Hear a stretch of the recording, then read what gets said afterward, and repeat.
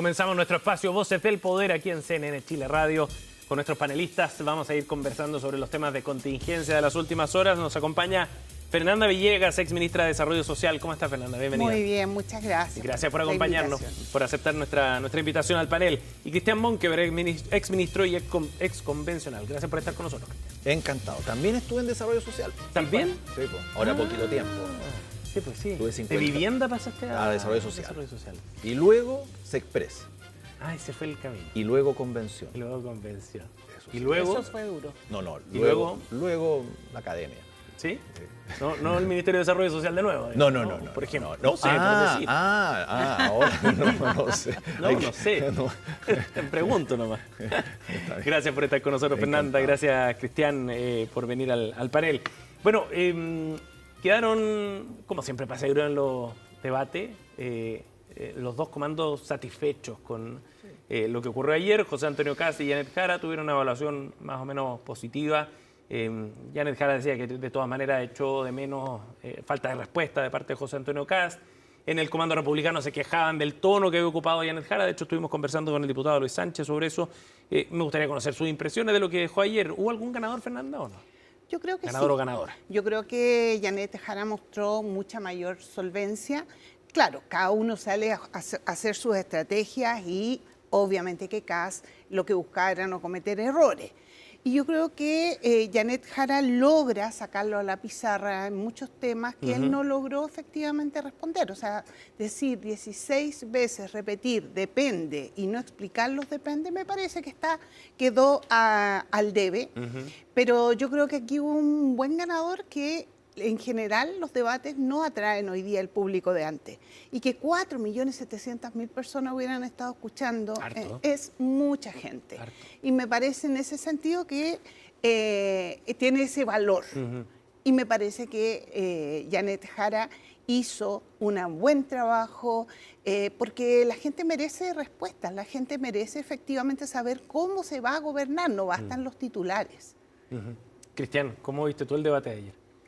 A ver, varias cosas. Destaco lo mismo, 4 millones y fracción de personas que tuviesen al menos atención, acceso, preocupación de lo que se estaba conversando ahí, súper bueno. Y además muy replicado por radios a nivel local, regional. Sí. Que eso ayuda mucho. Más de 100 radios conectadas. Claro. Las radios regionales, comunales, locales ayudan mucho en esa propagación de la información. Y es bueno porque finalmente uno tiene que votar con la información sobre la mesa, para que no vengan las sorpresas. Bueno, el voto es muy del día, de lo que pasó, de lo que yo creo, pero a lo mejor no es tan profundo muchas veces. Y estas cosas ayudan a que sea un poquito más reflexionado. ¿Y hubo información sobre la mesa ayer valiosa que permitiera a los auditores tomar decisiones? Yo, por ejemplo, veo prioridades de uno y otro. Por ejemplo, se trató el tema de los impuestos. Y yo creo que está bien que cada uno dijera lo que cree que hay que hacer en materia de crecimiento y impuestos. Y está bien, uno puede entender que una postura es mejor, otros pueden entender que otra postura es mejor, pero yo echaba de menos una discusión en ese sentido, en tema de crecimiento, de empleo, de carga tributaria, en los debates de elecciones anteriores, donde como que era un tema medio tabú hablar de los impuestos o pensar en disminuirlo, por ejemplo. Yo solamente pongo un dato sobre la mesa. Este gobierno que siempre habló de aumentar los impuestos va a terminar y disminuyó impuestos a partir de una norma transitoria por la reforma de pensiones. Se benefició a las pymes y las pymes están pagando menos impuestos a la renta por 4 años. Ahora dicen las pymes. Totalmente. No, lo que te quiero decir es que hoy día uno se atreve a hablar este tipo de cosas y se ponen sobre la mesa y me parece muy bueno que así sea. Y yo creo que cosas de ese tipo se plantean. Ahora, es verdad que José Antonio lo que quiere es no cometer errores. Sí. Y la candidatura de Janet Jara, que en las encuestas parece que está un poco más abajo, simplemente las encuestas señalan eso, lógicamente ella también trata de posicionarse, de salir al ruedo con mayor fuerza. Voy al tiro contigo, Fernanda, pero Cristian, ¿tú dirías que efectivamente José Antonio Kast entregó definiciones relevantes respecto a los temas más críticos? Es lo que será cuestionado, como bien decía Fernanda, en estas horas de análisis, que no dijo cómo iba a recortar $6.000 millones en 18 meses, que no dijo cómo iba a expulsar a los migrantes irregulares. No, o sea, quedan varios temas pendientes. 16 fue la cuenta, Fernanda. 16 veces 16 depende, dijo Fernanda. Ya, pero el depende no significa que no tenga definición, porque el depende, y yo lo escuché atentamente, porque me habían invitado después de un programa de radio a comentarlo, entonces lo escuché atentamente. El depende es, oiga, esta respuesta no es absoluta. ¿Te gusta el aborto sí o no? ¿O te gusta subir los impuestos sí o no? No todo es tan absoluto, no todo es blanco y negro, y menos en política. Entonces, el depende no es como el paso, que ya nos acostumbramos en algún minuto, que no contesto, sino que simplemente el depende es, voy a hacer esto otro, no todo es absoluto, y está bien, yo no le veo tanto complicación. Ahora, en migración, él claramente dijo y ha dado señales bien potentes de lo que quiere hacer, que es cumplir la ley, y que las personas que están o que quieren entrar a Chile lo hagan cumpliendo la ley que se aprobó. Eso es. ¿Cómo ves tú, Fernanda, esos depende? Yo creo que detrás lo de depende, porque estábamos en un momento donde se le pedían definiciones y que tenía un minuto después para explicarla, o sea, había espacio. Entonces los depende, efectivamente las cosas tienen claroscuro. Pero lo que te quiero decir es que a mí me parece que cuando estamos hablando de temas tan sensibles como, por ejemplo, el tema de la migración, no saber cómo va a ser ese proceso, ¿no?, de expulsión de 330.000 personas, cuando se lo han demostrado que a través de los charters o pagarse el pasaje, no funciona. Y sale otra situación que me parece pedirle a los empleadores, raro que los empleadores tengan inmigrantes irregulares, ya eso es raro, pedirle a los empleadores que les paguen el pasaje de vuelta. Entonces, esas soluciones a mí me parecen un poquito vacías, me parecen un poquito que no dan cuenta del real problema. Ahora, en el Paso Chacayuta se armó un escándalo mayor del que realmente es, porque las autoridades locales dicen el flujo migratorio no ha aumentado significativamente. Aquí transitan entre 5.000 y 6.000 personas y eso se ha mantenido relativamente estable. Parece que Perú infló la cambucha. Claro, porque ¿qué es lo que hace Perú? Por su nueva situación, un gobierno nuevo que quiere mostrar fuerza. Claro. Entonces saca a los militares, los pone ahí. Pero convengamos en hizo que un más periodista, lento el paso. Claro. Pero el presidente nosotros José, tenemos gente, nosotros tenemos militares hace un año atrás. Sí, pero el presidente José Geri dijo que uno de los temas que había considerado para este despliegue militar era la propuesta de José Antonio Cast de expulsar a los migrantes. Pero entonces le da como un poco la razón pero también se señala por parte de las autoridades peruanas que ellos no conocían cómo funcionaba el Paso Chacayuta-Santa Rosa, porque ellos tienen un mecanismo de reciprocidad, porque Tacna y Arica son ciudades hermanas y son ciudades que necesitan que este flujo no se corte. Sí, es cotidiano. Exacto. Entonces, Entonces, claro, el ariqueño va a Tacna a la compra de la semana, claro, y va y vuelve. a la Entonces, farmacia, lógico, doctor, entonces, y los peruanos pasa lo mismo. Entonces, Cristian, es ahora, bien complejo eso. Además le echan la culpa a Maduro después en Perú. Esto ya no es problema de Chile, esto no es problema de Perú, esto es problema de Maduro. De Maduro, sí.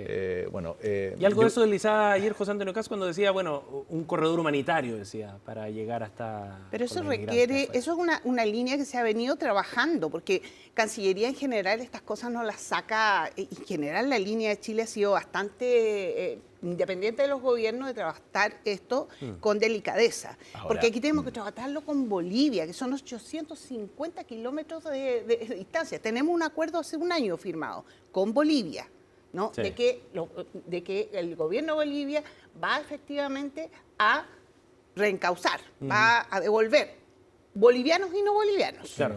Pero ellos mismos dicen, ¿cómo lo hacemos si los devolvemos a Bolivia y resulta que tenemos 800, una área porosa, que le llaman? Claro, porosa.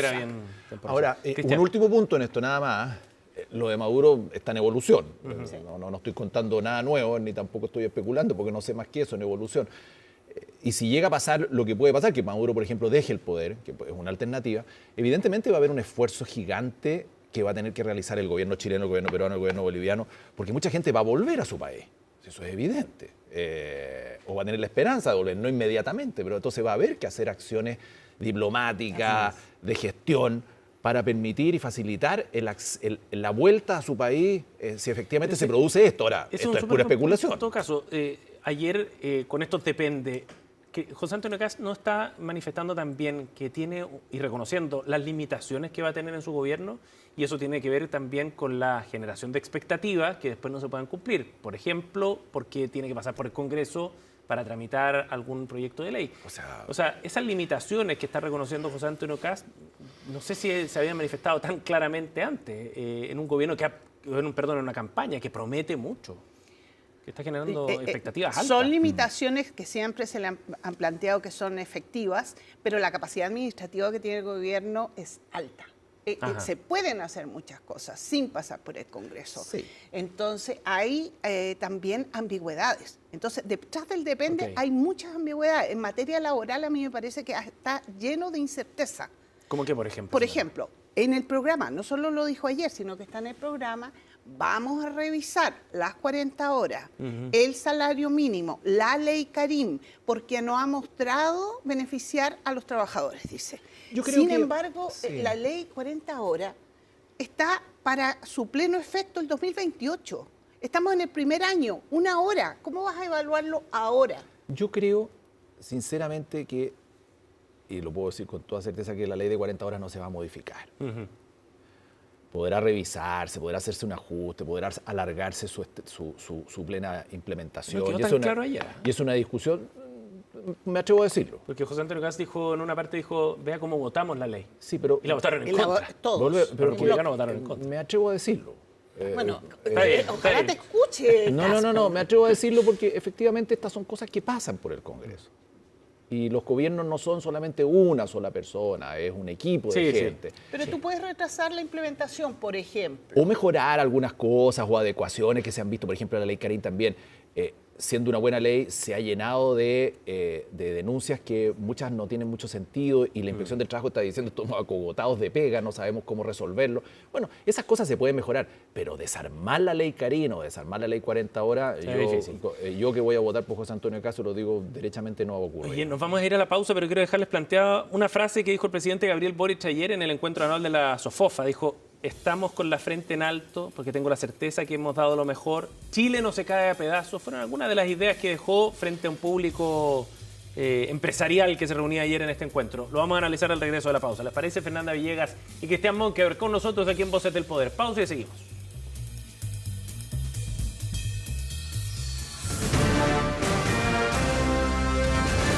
Hacemos una pausa y ya regresamos con CNN Chile Radio, AM. Estamos de regreso en CNN Chile Radio, AM.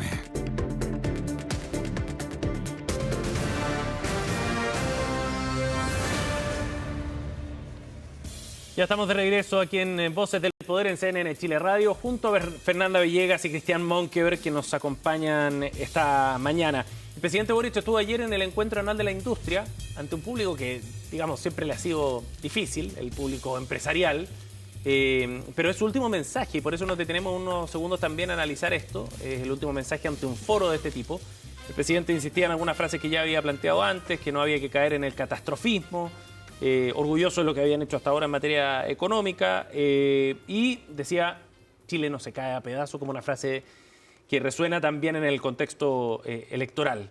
Me gustaría conocer su visión de este presidente Boric frente al empresariado de salida en comparación al que llegó también y cómo han visto esa evolución en lo que se refleja ayer. Cristian, partamos contigo. Muy bien, a ver, Gabriel Boric, diputado y recién elegido presidente, muy distinto a la figura de hoy día. Y yo lo he dicho en varias ocasiones, yo creo que hay Gabriel Boric para rato, por edad y por proyección, lógico, es expresidente de la República, yo creo que recién está llegando a los 40 años y por lo tanto tiene larga vida política. Entonces, además tiene que crear una guagua, entonces eso es intenso, lo digo por experiencia propia. Entonces, eso por un lado. Ahora, yo coincido en una frase de él, que el país no se cae a pedazos, es verdad. O sea, no. Hay dificultades, hay complejidades, hay urgencias, pero no estamos cerrando la puerta por fuera. Uno pensaría eso. Lo que sí no coincido y no comparto con él es que sentirse orgulloso del desarrollo económico y del crecimiento y del desenvolvimiento de las líneas económicas, el empleo, el crecimiento y en materia de seguridad en torno a lo que él ha hecho y lo que trata de reflejar. Es lógico que él va de salida y intenta destacar los puntos positivos que pueda encontrar en esas áreas, pero yo creo que ahí hay un debe bastante grande, sobre todo porque esas son las razones que están movilizando a mucha gente a votar por algo distinto. Pero bueno, el último año del presidente es el más agradable de todo, y los últimos meses, ¿para qué decir? Entonces él está disfrutando de esto y proyectando lo que va a ser también su futuro, porque dentro de su partido también van a haber liderazgos que están empujando para Tomás Bodanovich u otro. Entonces, bueno, pero forma parte del proceso final de un gobierno. Fernanda. Bueno, año de cierre, año de balance. Y yo creo que destaco que efectivamente un mandatario no puede salir como entró, porque se gana en experiencia, y más alguien joven para él, yo creo que también no pasan en vano. Y está bien que sea así. A mí me gustó mucho el que estableciera como parte importante del país, de la democracia y de su construcción, el tema del diálogo, ¿no? El reconocer la necesidad del diálogo para construir juntos. Y eso lo dijo ayer, él reconociendo que él llegó con mucha aversión, con mucha desconfianza hacia el empresariado, pero el empresariado forma parte del país, y me parece muy bien ese reconocimiento ayer en la SOFOFA. Y lo otro que me parece también es que el reafirmar que Chile no se cae de pedazos, porque es una narrativa construida para mover a un electorado emocionalmente, fuera de todas cifras. Yo creo instalada la idea, ¿no? Yo creo que este gobierno va a envejecer mejor. O sea, la cifra de crecimiento al 2.6, cuando Latinoamérica crece al 2.2, me parece que son reales. Tenemos que mirarnos en el contexto. Cuando la gente dice, no crecemos como en la década de los 90, en la década de los 90 el mundo crecía de otra manera, ¿no? Me parece que vamos a recordar el royalty minero y lo que ha significado para la redistribución del ingreso. Me parece que los trabajadores van a recordar el alza de los ingresos laborales. Tiene cosas para mostrar este gobierno, y me parece que fuera del escenario electoral van a mejorar.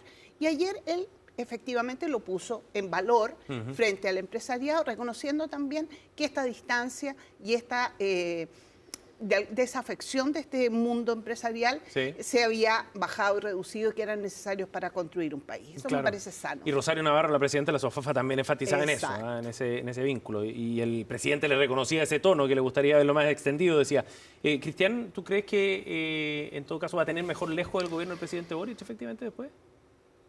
Sí, o sea, siempre los gobiernos envejecen mejor. Miren cómo terminó el gobierno nuestro y lo complejo que fue el gobierno del presidente Piñera. El segundo. El segundo. Me tocó a mí también participar activamente, y luego el recuerdo que hay, no digo solamente de la figura de él, por su partida, sino que también por las políticas públicas que ahí se diseñaron. La PGU, el mejor de los ejemplos, que es una tremenda política pública, que además todos fueron aportando, porque aporta Bachelet con el Pilar Solidario, aporta Piñera con PGU, ¿no es cierto?, que es súper potente.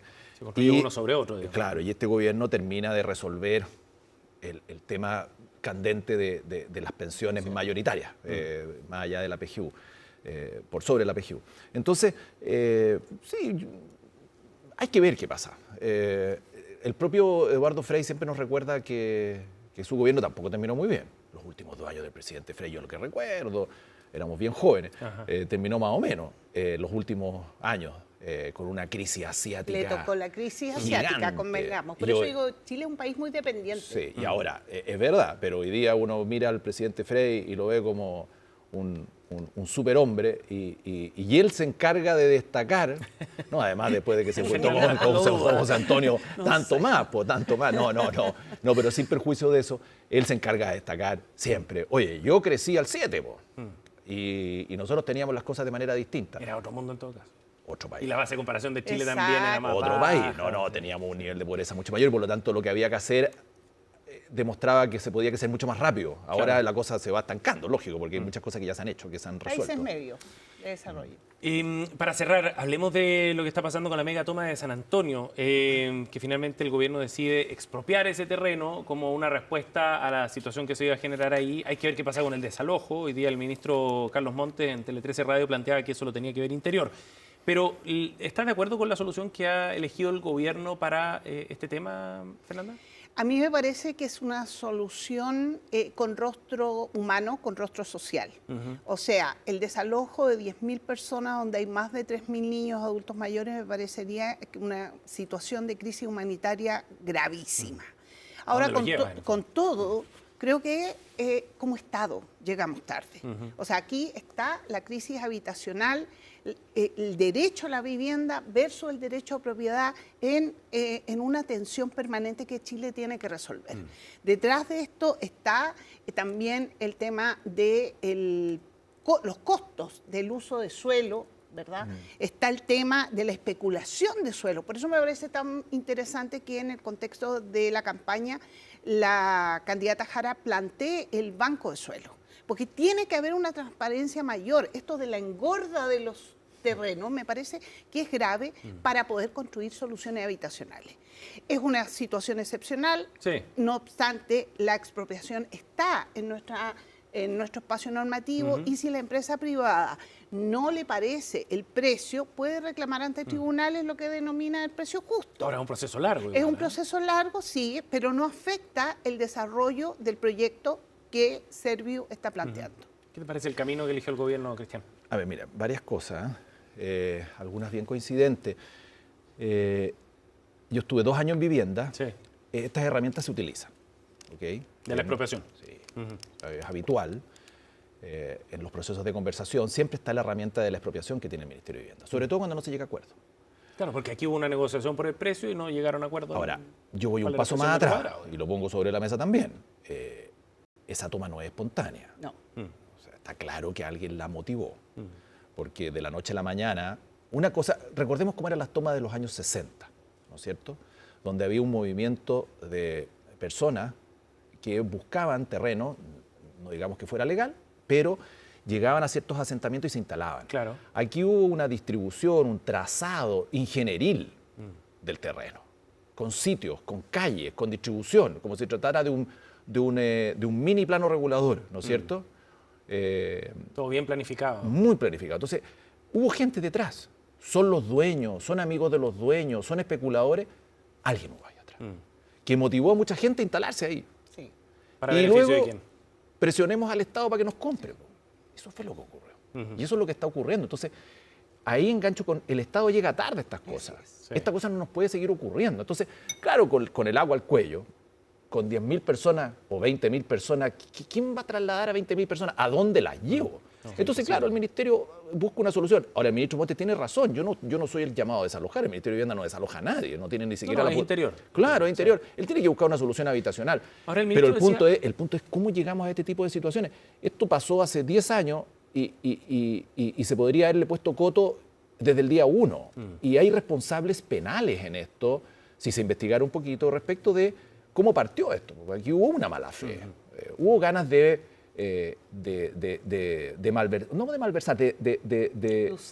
utilizar la presión para poder llegar a un acuerdo que el que se está produciendo hoy día. Y el acuerdo ni siquiera le satisfizo a los dueños. Entonces, porque pedían 10 y el valor del terreno era 2, por decirte una cosa, o 3. Está muy lejos la Muy lejos, entonces... Quizás nunca hubo tanta voluntad de llegar a ese acuerdo. Evidentemente se pone en juicio lo que dicen las familias, pues las que están esperando. Pucha, yo llevo 10 años esperando, no llegué a la toma y quedé con una muy mal ejemplo, una muy mala señal. Eso es verdad, eso es evidente. Entonces, también da una mala señal para el resto. Mejor tomémonos todo. Bueno, el ahora ministro, es importante en todo caso, sí que toda esa gente, Sí, lo último, que está en cooperativa y está con ahorro. O sea, no son personas... Se están formalizando. De hecho, el ministro decía que quizá había que pensar en varias filas y no una sola. Exacto. A propósito de esta idea de que se estaban saltando las filas. Fernanda Villegas y Cristian Monkever con nosotros esta mañana. Gracias, Fernanda, por haber venido. Gracias, Cristian. Que tengan un buen día los dos. Muchas gracias. Gracias por acompañarnos. Nos vamos a la pausa. Son las 10 de la mañana con 11 minutos. La temperatura del momento acá en Santiago de 22,3 grados en una tarde que viene calurosa. No tanto como ayer. 29 será la máxima para hoy en la capital. Corte, ya seguimos con más.